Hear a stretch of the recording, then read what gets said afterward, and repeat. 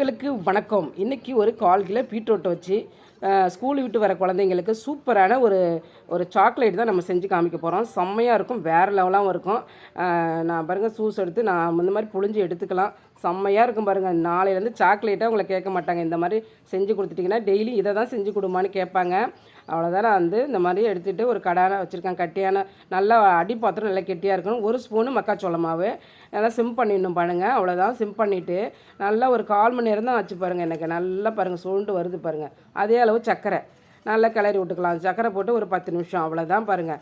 ஒரே 1 ஸ்பூனு தான் இதுக்கு நெய் தேவைப்பட்டது பாருங்கள். கொஞ்சோண்டு சால்ட்டு டேஸ்ட்டுக்கு அவ்வளோதான். நெய் தடவி வச்சுருக்கேன் பாருங்கள். சேர்த்து விட்டு நம்ம அப்படியே கூட ஸ்பூன் போட்டு சாப்பிட்லாம். இதை நம்ம கட் பண்ணி கூட சாப்பிட்லாம் பாருங்கள் ஒரு 1/2 மணி நேரம் கழித்து. அவ்வளோதான் பாருங்கள். எப்படி இருக்குது பார்த்தீங்களா? செம்மையாக இருக்குல்ல, பார்க்கவே அவ்வளோ அழகாக இருக்குது. நாக்கில் வச்ச உடனே அப்படியே தொண்டையில் தான் போய் விழும் பாருங்கள். அந்த மாதிரி இருக்குது இந்த ஸ்வீட்டு. நீங்கள் செஞ்சுட்டு கமெண்ட் பண்ணுங்கள், சப்ஸ்கிரைப் பண்ணுங்கள், லைக் பண்ணுங்கள், ஃப்ரெண்டுங்களுக்கு